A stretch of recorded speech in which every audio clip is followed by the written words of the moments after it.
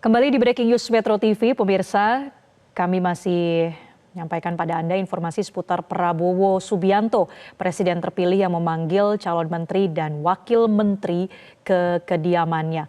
Beberapa tadi sudah keluar pemirsa menyampaikan statement, bahkan menyebutkan mereka akan ditempatkan di kementerian atau lembaga apa terkait dengan isu-isu tertentu. Dan kita juga sudah menyaksikan bahwa pemanggilan Prabowo kepada calon menteri dan wakil menteri ini sudah berlangsung sejak kemarin tanggal 14 Oktober, di mana kemarin sejak siang sampai dengan malam hari bahkan ini sudah ada 49 calon menteri dan wakil menteri yang datang menemui Presiden terpilih Prabowo Subianto. Ketua Harian Partai Gerindra, Sufmi Dasko, ini sempat menyampaikan bahwa hari ini kemungkinan akan lebih banyak lagi yang bertemu dengan Prabowo. Dengan Presiden terpilih, apa yang dibahas? Ya, terima kasih. Jadi tadi kami berdua, mau saya wakili. Masing-masing ya. Ya, tadi kami sudah ketemu dengan Bapak Presiden. Secara prinsip, Bapak Presiden meminta kami untuk membantu beliau dalam pemerintahan berikutnya. Kemudian pesan yang disampaikan Bapak Presiden adalah untuk kita bagaimana bisa menciptakan iklim investasi yang baik, karena pemerintahan berikutnya ini mempunyai target pertumbuhan ekonomi di angka 8%. Jadi salah satunya adalah untuk bisa menciptakan iklim investasi yang baik, dan kemudian bagaimana kita bisa memangkas proses birokrasi yang sedemikian rumit untuk menjadi lebih baik. Inti sasarannya seperti kayak begitu, dan kita juga memikirkan bagaimana untuk pengembangan investasi dan hilirisasi, sehingga secara keseluruhan segala sesuatunya ini bisa kita kerjakan secara cepat, tepat, dan terukur. Saya pikir itu. Ini banyak bicara soal investasi, wamen investasi, penempatannya. Kita menunggu dari Presiden seperti apa. Oke, Pak Juli, izin Pak. Ya, tadi kami mendapatkan arahan dari Presiden terpilih. Arahannya adalah bagaimana kita menyederhanakan regulasi terhadap pelaksanaan kegiatan berusaha. Selama ini untuk pelaksanaan kegiatan berusaha masih cukup panjang prosesnya, minta disederhanakan. Dengan adanya perencanaan tersebut, ya kita akan meningkatkan eskalasi kegiatan ekonomi, ya termasuk hilirisasi yang disampaikan sama Pak Presiden terpilih. Kemudian ke depan, ya kita juga harus bersinergi antar kementerian lembaga, tidak boleh terkotak-kotak. Jadi dengan adanya kebersamaan dalam pelaksanaan kegiatan, jadi sehingga akan lebih efisien dan efektif untuk mendorong pertumbuhan perekonomian.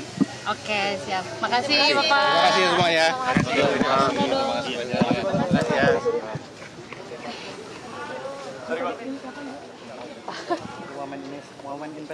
Pemirsa, kami ajak Anda untuk membahas lebih lanjut terkait dengan pembentukan Kabinet Prabowo Subianto Gibran Rakabuming Raka bersama dengan pakar hukum tata negara Atang Irawan. Selamat siang Mas Atang. Selamat siang Mbak Marcel. Iya Mas Atang, kita sudah menyaksikan ya ada banyak peristiwa besar sejak kemarin bahkan dan hari ini ditambah dengan DPR yang sudah meresmikan ada 13 komisi, bertambah ada 2 komisi dibanding periode sebelumnya. Apakah jumlah komisi di DPR ini sudah mencerminkan Kabinet Prabowo Gibran yang juga sudah semakin terlihat komposisinya? Ya, yang pertama saya kira DPR juga mengakselerasi dengan penambahan jumlah komisi ya. Ini kan pasti sudah ada komunikasi, meskipun memang DPR sampai saat ini belum mengumumkan terkait dengan masalah nomenklatur kementerian yang ada di bawah komisi dalam rangka melakukan sinergitas. Dan saya kira DPR sudah tepat karena DPR mestinya juga melihat dalam perspektif etika politik, itu nanti pada saat setelah pelantikan menteri barulah DPR mengumumkan tentang pembidangan di komisi-komisi terkait. Dan itu menguatkan kepada kita semua bahwa memang akan terjadi banyak perubahan di dalam kementerian. Apalagi kalau kita melihat dalam skema regulasinya kan di dalam pasal 15 sebetulnya sudah memangkas jumlah kementerian yang dulunya 34 kan sudah tidak ada sekarang. Sehingga jumlah kementerian itu disesuaikan dengan kebutuhan Presiden, tentunya juga memperhatikan efektivitas dalam rangka penyelenggaraan pemerintahan. Yang dalam hal ini Presiden pasti berpikir terkait dengan masalah bagaimana mengakselerasi visi misi pada saat kampanye dan juga program-program strategis. Itu Mbak Marcel. Baik. Kalau kita melihat Mas Atang sejak kemarin dan hari ini ada sejumlah nama yang mungkin tidak asing, tapi juga ada beberapa nama yang baru. Dan dari segi latar belakang atau profilnya mungkin ini ada dari partai politik, ada dari kalangan profesional, dan beberapa juga mewakili perempuan begitu. Nah, bagaimana melihat dari nama-nama calon menteri dan wakil menteri sejauh ini, Mas Atang? Ya, ada hal yang menarik sebetulnya tadi catatan dari para calon menteri maupun wakil menteri. Pertama, saya kira juga melihat bagaimana affirmative action terkait dengan keterwakilan perempuan dan komposisi juga terdiri dari akademisi, kemudian profesional dan termasuk juga representasi partai politik. Ini kan sebetulnya menjadi catatan yang sangat strategis. Dan yang kedua, ini menarik karena banyak disampaikan terkait dengan dua hal sebagai konsekuensi dari penambahan jumlah menteri. Pertama adalah urusan masalah obesitas peraturan, sehingga ini selalu menjadi problem ketika jumlah kementerian banyak juga akan berimplikasi terhadap obesitas peraturan kementerian. Apalagi dalam pasal 8 Undang-Undang 12 2011 kan kementerian bisa membuat peraturan.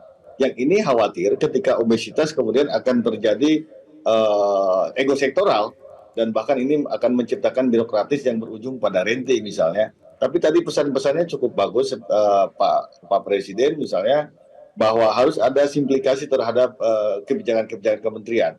Yang kedua juga interkoneksi, saya kira tadi bagaimana sinergitas antar kementerian ini menjadi penting. Jangan sampai misalnya satu objek peristiwa kemudian diatur oleh berbagai kementerian, yang ini juga akan berimplikasi terhadap sinergitas hubungan DPR khususnya pada saat pengawasan misalnya. Yang selalu dipertontonkan di kita kan terkait dengan urusan desa misalnya. Bagaimana Kementerian Desa itu selalu kurang harmonis kebijakannya antara Kementerian Dalam Negeri dan Kementerian Desa ya. Ini menarik. Artinya pemerintah ke depan setelah tanggal 20 sudah melakukan rancang bangun terhadap dua problem besar, obesitas peraturan dan juga bagaimana sinergitas antara kementerian begitu, Pak Marcel. Baik. Jadi dengan jumlah kementerian yang akan bertambah ya, kabarnya ada 46 kementerian, tentu perlu dikuatkan ya dari sisi sinergitas kabinet dengan DPR. Nah, Mas Atang, keterangan yang disampaikan dari Kertanegara ini juga nama-nama yang diminta menjadi calon menteri dan wakil menteri, mereka harus menandatangani fakta integritas terkait dengan kinerja mereka ke depannya. Dalam konsep tata negara dengan adanya sistem seperti ini, Mas Atang, apakah ini menunjukkan suatu kemajuan yang cukup positif dan memang seharusnya seperti ini begitu dan dipertahankan? Ya, kan tentunya Presiden mempunyai otoritas dalam rangka mengangkat menteri sebagaimana dimaksud dalam konstitusi kita pasal 17. Dan kemudian tentunya Presiden ketika mengangkat menteri itu dalam rangka mengakselerasi visi misi dan program pada saat kampanye, sehingga ini butuh komitmen. Salah satunya adalah bagaimana mengikatkan calon menteri ini dengan ya tadi fakta integritas. Jelajahi cara baru mendapatkan informasi. Download Metro TV Extend sekarang.